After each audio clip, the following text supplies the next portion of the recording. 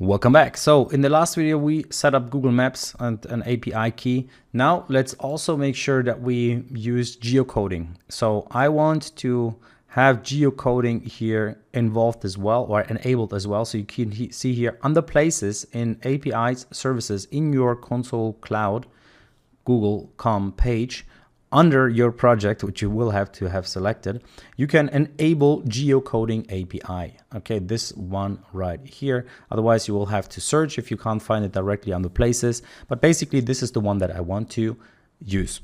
So in order to see if our API key works, what we can do is we can test it here. And it says this IP site or mobile application is not authorized to use the API key. So what is this link and why is it not authorized?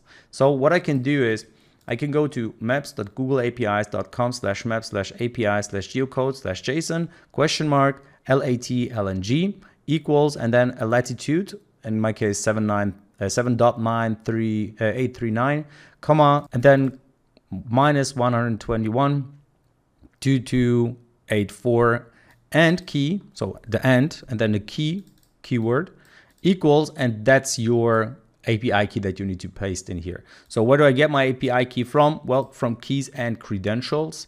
You can get your key, you can click on show key, and this will then be the API key that I can now paste in here.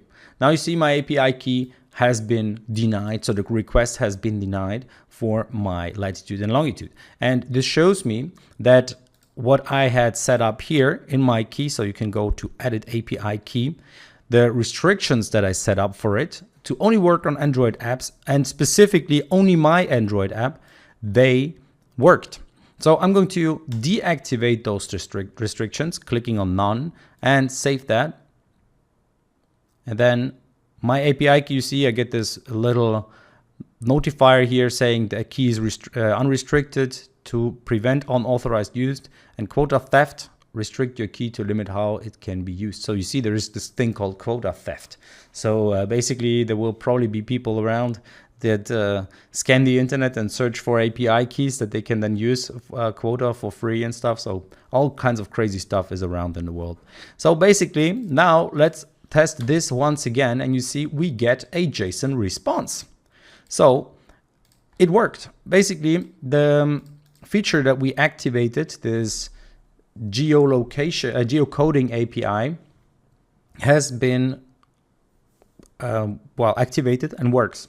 So it converts between addresses and geographic coordinates. So we entered a latitude and longitude, and it gave me the details about it. So the global code as well as the address component. So the formatted address, it says northeast, that's the latitude, longitude, that's the location type, geometric center. And yeah, basically a bunch of stuff that we don't understand as humans, but can be converted using the right API. So that's really cool. And we got that now. So we see it works. So I'm going to restrict my API key once again. So I'm going to show you how to do that in the next video in case you didn't restrict your API key before. Okay, so see you there.